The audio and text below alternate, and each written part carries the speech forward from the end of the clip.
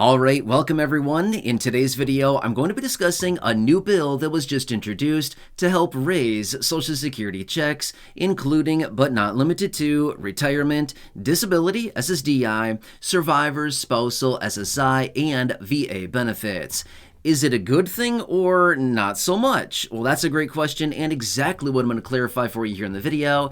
Let's get into it and talk through the details. I know this new bill was just introduced, and like I said, the idea behind this would be to help raise Social Security checks. But in just a minute here, I'm going to give you some real examples over the last couple years here. If this legislation would have been passed a couple years ago, what this actually would have done for your benefit checks and where you would currently be sitting with your monthly benefit right now. I also going to be giving you the name of this legislation so you can look it up for yourself if you'd like to do some research on it, but I'll explain all the details and everything you need to know right here in this video.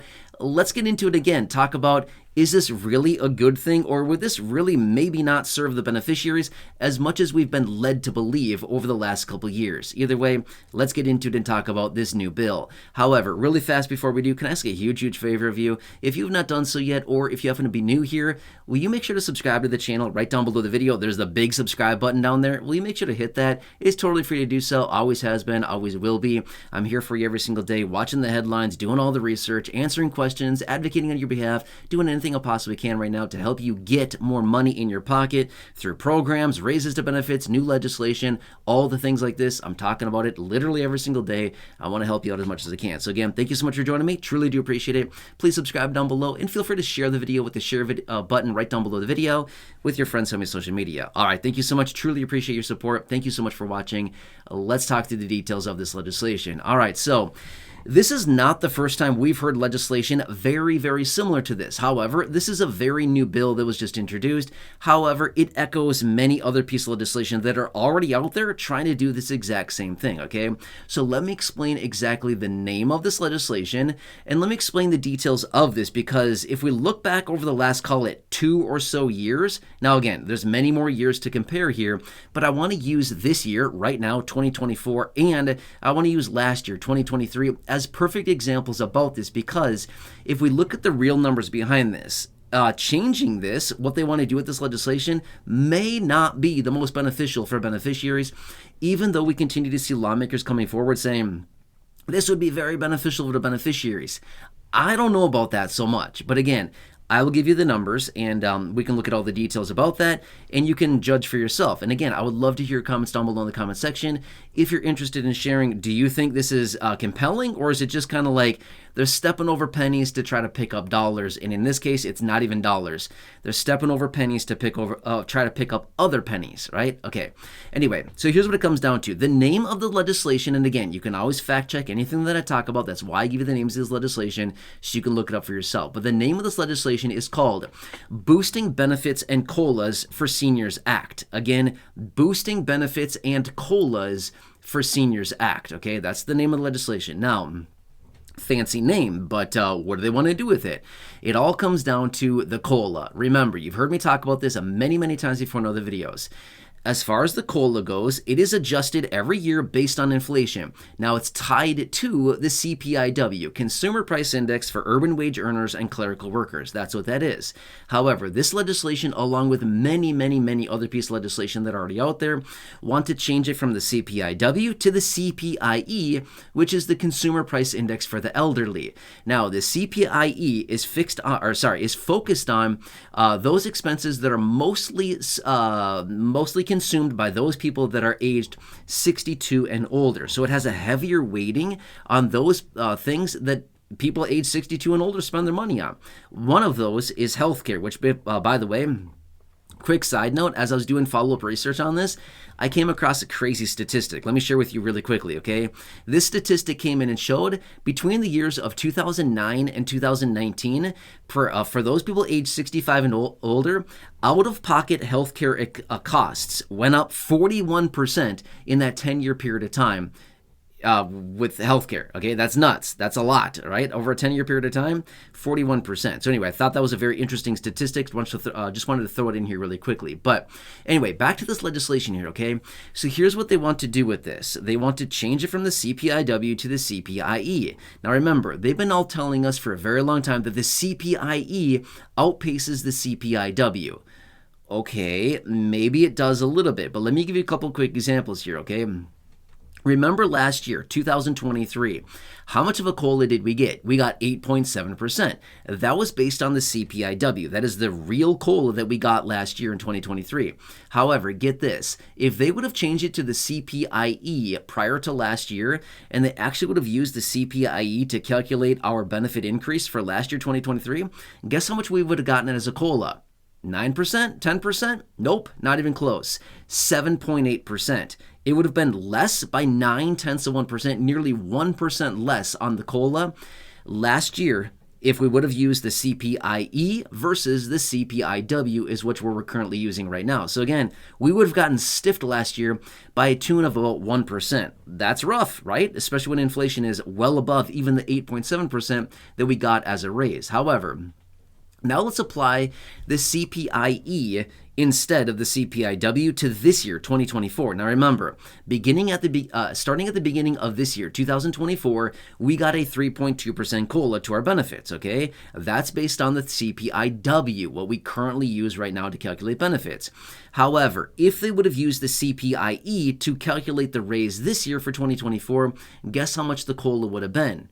It would have been 4%, okay? So it would have been 0.8% more this year based on the CPI-E versus the current calculation they're using, the CPI-W, okay? Does all this make sense? So last year we would have been stiffed by 0.9%, as in a lower COLA. This year, 2024, we would have gotten 0.8% more in our COLA. It's basically a wash, but we'd still be behind by 0.1%.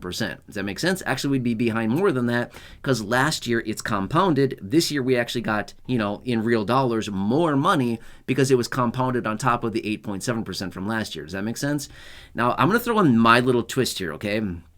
I know, you like my little twist? I'm going to throw my twist in here. Here's what I think. This is my opinion, what they should do. Now, I don't know if they would actually do this, but this is my opinion. Okay, it's a toss-up. We can clearly see here with these 2 years of the examples that I gave you, it doesn't really serve us, okay? The CPI-E and the CPI-W, they run, they kind of interchange. They don't really serve us either way, right? But here's what my little twist would be on this. If it were up to me, if I could write a little piece of legislation, here's what I would say.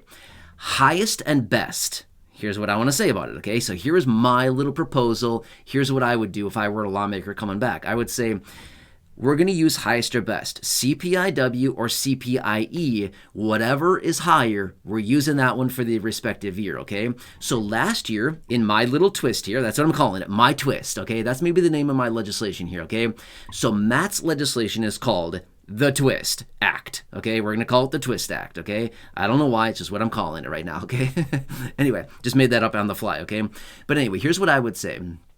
We're going to use highest and best, okay? So last year, the CPI-W outpaced the CPI-E by 0.9%. Well, in that case, for the COLA, therefore last year, with the Twist Act, authored by me, yours truly, okay, we would have came in with an 8.7% COLA. However, this year for 2024, with the Twist Act that I'm proposing right now, they would have used the CPI-E to give us a 4%. You see what I'm saying here? So rather than having this back and forth of saying, well, this year you're going to get, a little bit more, and last year, sorry, you got less. It doesn't make any sense. At the end of the day, if we compare the CPI-W and the CPI-E over long periods of time, the CPI-E only outpaces the CPI-W by about 1.3% over a 10-year span of time. That's nothing. I'm sorry, but 1.3% does not get me excited, okay? I'm not getting out of bed for 1.3%. I'm sorry about you. I'm not waking up that day, okay? I'm not sure, but that is not a very good increase over a 10-year period of time, right? However, with my little twist act that I'm proposing here, I don't know what the real numbers would be. I would have to go back and compare all of it.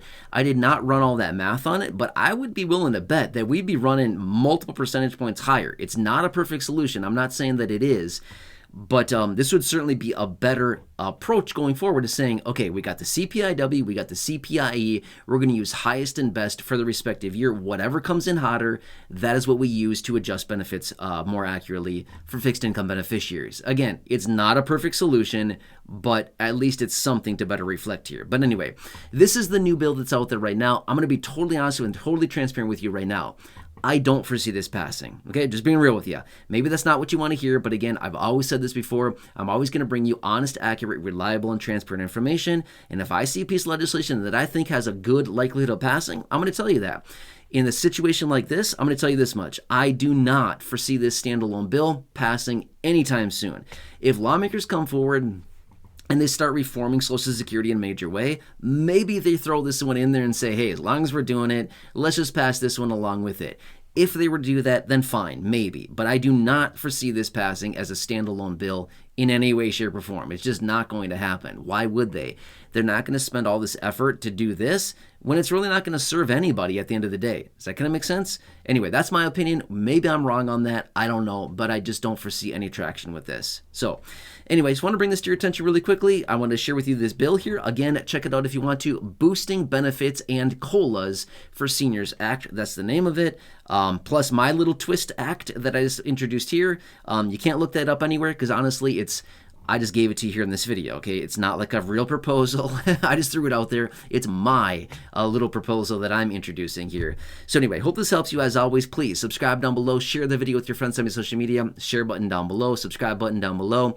Go back into the video library here on the channel and check out any of the other thousands of videos here on the channel, including those that I've hand-selected for you down below in the description or the top of the comment section, or right now on your screen, you'll see some videos popping up as well. Make sure to check out one of those videos right now. And until next time, enjoy your day. Take care. And I will see you in just a few seconds in the next video.